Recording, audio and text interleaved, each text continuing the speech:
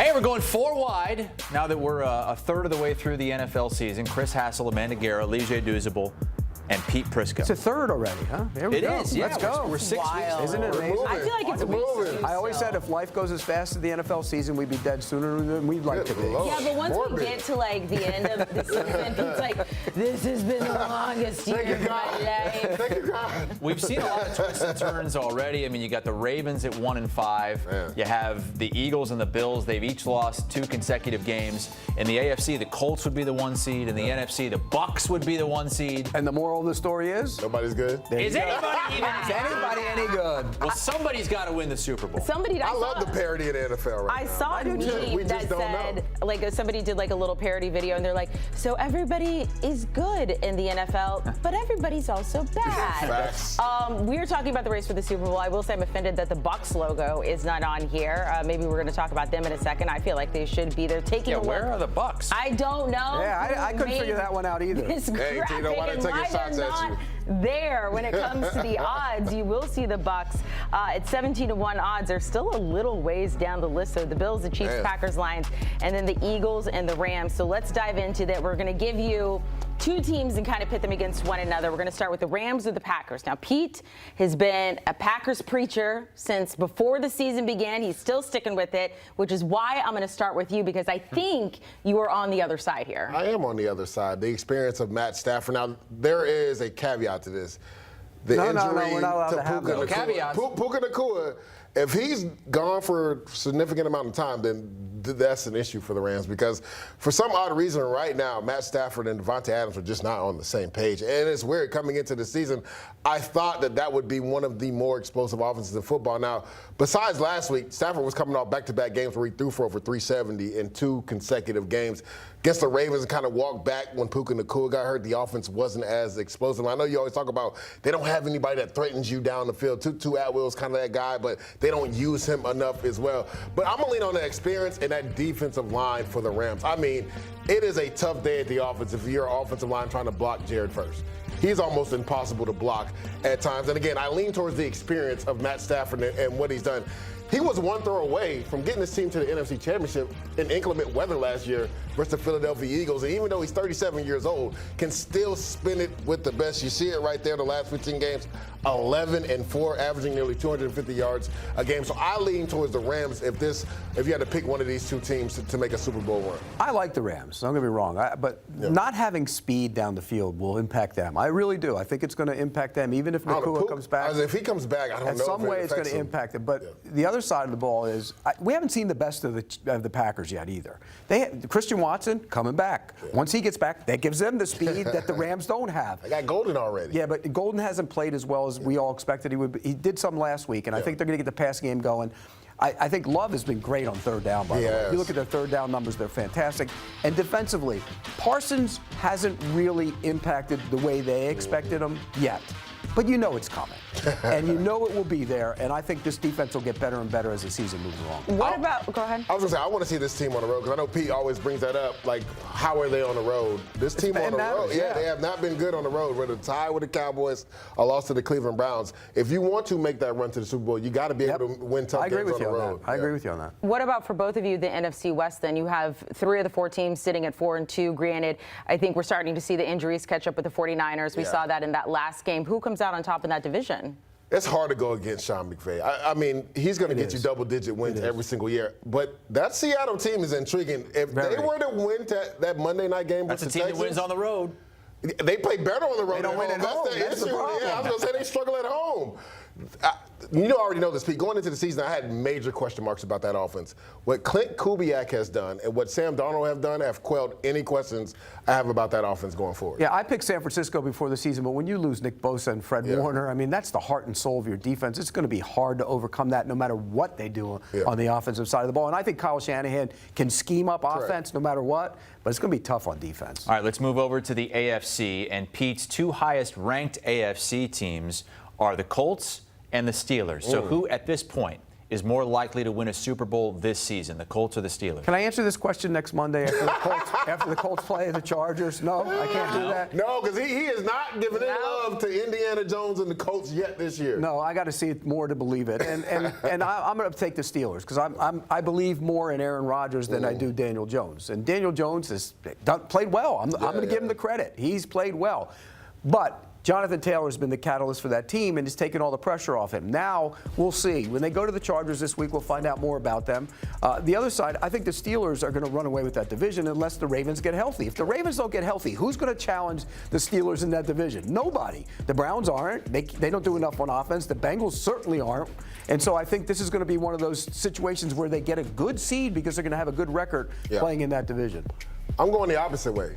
I'm going with the Indiana Jones-led Indianapolis Colts. Dun, dun, dun, dun, dun, dun, dun, Oh my God. dun, dun, dun. I mean, he's Wow. playing. I mean, the way he's been able to distribute the ball, and that's the thing about them, Pete.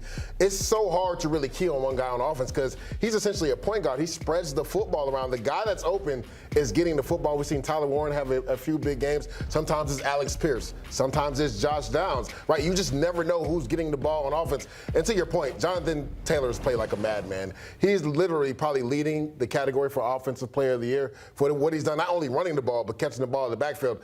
But that D-line is starting to cook a little bit, too. Kwity Paye came along. Latu last week came along. That defensive line is starting to cook, and I think they could be the catalyst if they have leads to get after quarterbacks and get some turnovers in that back end. So I'm leaning towards the Colts. Both these teams have good offensive lines. Yeah. The Steelers' offensive line is They played a lot better They're this growing year. up right in front of us. They're a bunch of young kids. They're getting better. Let's keep moving on here. We got the Bills or the Lions. And I think going into this, we were like, it's the Bills, it's Josh Allen. They've now lost back-to-back games to the Falcons and the Patriots. I mean, Josh Allen looked a little flustered against the Falcons.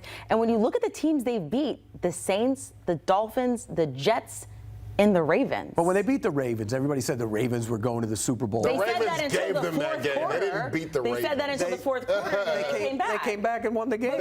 You Ravens gave that game. Well, the Ravens gave it away, but they also came back and played great in the fourth quarter. Look, here's the deal on the Bills right now. They have issues. I'm not going to sugar. They have too many injuries on the defensive side. We talk about injuries. You know, they need Hairston back. They need to get Tre'Davious White off the field. He doesn't run very well. They need to get Milano back in the middle of their defense. They need to get the defensive tackles back. They're both. Larry Ogunjobi comes back this week. He comes back off suspension. Michael Hoyt comes back off suspension. That'll help their defensive line. They need a receiver. They got to find a speed somewhere. Go out and get some speed. They don't threaten vertically Who down could the they field. go out and Go to the get Saints. before the deadline? Rashid Shaheed makes baby. a lot of sense. I mean, I'd take a look at him. When you watch their offense, and the Falcons were the perfect example. They had 8 men in the box and played man on the outside. And they said, nobody's beating us. And then you got Keon Coleman jogging his routes on one side. And they just didn't look like they were in any rhythm. And that's the biggest concern. Joe Brady was great as a play caller last year, yeah. and he hadn't been as good this year. Yeah. And they need to get that thing going. And Allen needs to play better as well. All of them do. So But having wait, said that, who you're are you still going Bills. with? You're going with Bills. the Bills. Okay. I'm going with the The Lions. division's brutal in that Because of what you said. Who have they beat again? The Saints, Dolphins, Jets, and Ravens. 3-21 is the combined record of the people that the Bills have beat. That's the combined record, 3-21. The Detroit Lions' 2 losses are against teams that are probably going to be in the playoffs. And who have this they year. beat? What do you mean? Everybody else that was on that list. And The who Chicago else? Bears are 3-2 right now, and they dog walked them. They put a 50 burger on them. Who What else are you, is on that What are you list? talking about? But this is my issue. You keep saying take Tre'Davious White off the field. We don't know what Maxwell Harrison is. He can run. He's never started a game in the NFL. He can run. He can run. And Give one him speed. and the one thing, yes, Larry Ogunjobi's coming through that door, but is he single-handedly going to stop what has been happening and them getting bludgeoned in the run game? No, but that's also- my question mark. Until that changes, I think they're going to struggle this year. Like Josh is going to have to go out there and put up 40+ points a game for them to win games. Yeah, I think they'll get better on defense once they get guys back. But you're right. They have to be better against the run. With the Lions, the one thing you know they're going to be able to do is run the ball with that offensive line, right? With those 2 running backs in the backfield. And Jared Goff is going to be They're one going to of give the up most 35 a game. The thing is, you keep talking about the Bills getting healthier. Their corners are coming back. But are they going to get a pass rusher to go with Hutchinson? Do they need one? The way Hutchinson has been playing? They need one. They need another one. I lean towards the Lions. I think they're the more complete team right now. I think the Lions are a good team and they're right with the Bills. I just think that the Bills have a better shot because with the division the Lions are playing in, they're going to get picked off a bunch of those games. game. That's a good division. The thing is, because the Patriots finished in a fourth place schedule last year, they get the fourth place schedule this year. So are they going to be able to catch the Patriots if they continue to lose? They'll catch the Patriots. They got a better chance of catching the Patriots than the Lions do of not losing a couple games in that division. So we could see this as a Super Bowl matchup. Lige, you mentioned before we came on air, though, you want to talk about the Colts or the Bills. I would take the Colts right now over the Bills. I would. Because of all their impressive victories. Well, I'm just saying, like, quarterback skills. Daniel Jones, it's one Josh thing Allen. to get out schemed. They're getting bludgeoned in the run game. He picked Daniel Jones. And let's have a conversation, right? Let's go. He's talking about these receivers. Correct me if I'm right or wrong. Didn't Baker Mayfield just win a game with receiver 5, 6, and 7? Mm-hmm. Did that not just happen, Pete? So you keep talking about Josh needs new receivers. Which one of the Buffalo receivers can run like Tez Johnson? Any of them? So now Tez Johnson can run. Now Cameron Johnson, who was on practice squad, You have to be able to run. You have to be able to run. We praised Josh all last year for elevating this team, and it's the same receivers, and they added guys. Yet Baker Mayfield, with the litany of injuries, has this team 5-1 and the number 1 seed in the NFC. I don't want to hear the excuses. You watched the game last week. Was that offensive line good? You keep saying were they good? They were terrible. The center was awful. He was a spinning top. There were guys on him right away. When they run the ball well in the third quarter and they go away from the run, that's on the offensive line. They didn't really run the ball as well as you think they did. In the third quarter? They had about 6 plays, and that's it the entire game. It was an emphatic run drive. And nobody won in the passing game. Nobody. All right, we're talking teams. We're pitting two teams against one another and saying which team is more likely to win the Super Bowl. They might pluck a Tampa Bay Buccaneers out of the sky and put them against somebody else. But we're going to go to the AFC West here. Chargers and Chiefs. Now, the Chargers are a game up. Yeah. The Chargers have a head-to-head win. But are either of you crazy enough to say the Chargers are more likely to win the Super Bowl? I'm going with the game manager. That's who I'm going with. Managing the game. You know what, though? He's back to being Patrick Mahomes now. The manager game stuff, does not throw the ball down the field stuff, all out the window. Because you know what it's going to be now? It's going to be Mahomes getting cranked up, throwing the ball down the field like the good old days. He has speed again. He's got Hollywood Brown. He's got Worthy. He's got Rice. And he has guys who can protect him up front. And he trusts those guys now. Patrick Mahomes is back to being Patrick Mahomes. Yes. And he's no longer the game manager you said he was. Not this year. He's been decisive with the football, knowing exactly where to go. Now, this would be interesting, if the Chargers had their 2 bookend tackles. Mm-hmm. This would be a better conversation because they had those guys week 1, and to your point, they were able to come away with the victory. Now, Patrick Mahomes didn't have his 2 top receivers outside, so it would have been interesting to see both of these teams at full strength. But I'm with Pete. The way that money-making Patrick Mahomes has played the last couple weeks, he's got to be top 3 in everybody's MVP category. He's really elevated what they do. And Pete, he's our leading rusher right now, which is not a great thing, but he's been able to do everything for the Chiefs to elevate that team. I will say they do need to be better on defense and rush the passer. I mean, Karlaftis at times has disappeared. Chris Jones hasn't been great rushing the passer. They need more help up front. I want to ask you guys who would be your Super Bowl matchup right now, but I'm afraid we're going to get into like a massive fight. No. So hard. You never know, who you still pick the Bills with and my Packers? Bills and Packers. I'm going to stick with it. Packers. Ravens and But who would be on the other Commanders. side? You got Ravens and Commanders? You don't like either one of those, do I'm you? going to stick with them. You stick with the Ravens? The Ravens are coming back, and they're going to make a second-half run. Watch it. If that hamstring isn't right, they aren't. I mean, 50% Lamar Jackson is better with what they put out there with Cooper Kupp. Well, Cooper Rush? Yeah. Cooper Rush, yeah. If Cooper Kupp probably could have played better quarterback. He probably could have played better at quarterback this past week. He could have thrown it better. How about the Jags or Eagles? Oh, that's easy. That's the Eagles. Eagles. Oh, that was mine. I forgot. Pedigree. I'm done. That's easy. I mean, at some point, the Eagles are going to go into a game, and I think it's going to be this week, and they're going to go, we're going to turn and hand it to Saquon Barkley 25 times and see what happens. Yeah. Because they haven't, and I have no idea why. Because all of a sudden, this whole narrative that Jalen Hurts can go win the game on his own. No, he cannot. That's not who he is. Turn and hand the ball off to Saquon Barkley. Let him rush for 125 yards. It'll open up the passing game. They haven't done it yet. They will this week. I think part of their issue is, and we saw it on that Thursday night game, what happens when they get down in games? Because then you can't do that. Because that's what the Giants did. They literally took them out of their element.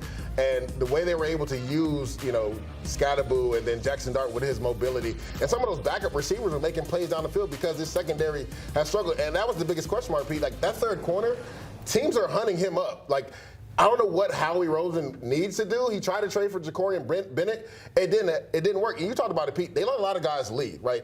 Darius big play safe. They were like, they're going to let him walk out the door. I think that was a major mistake. He would have loved to retire as an Eagle, and they need him in the worst way right now as that third corner. All right, that's who these guys believe has a better chance of winning the Super Bowl this season. Lige and Where Pete were with the us Bucks, here by on the HQ. way? Where were the Bucks? They already gave it to him, Pete. They're the number 1 seed in the NFC. Yeah. Tito, producer Tito says they cannot be involved. Wow. Okay. We've got the Chiefs and Raiders at 1 o'clock Eastern time. That's the largest spread of the weekend, by the way. Chiefs favored by 12.5 right now. Ooh. Really good one at 4:05 Eastern. Colts 5-1, Chargers 4-2.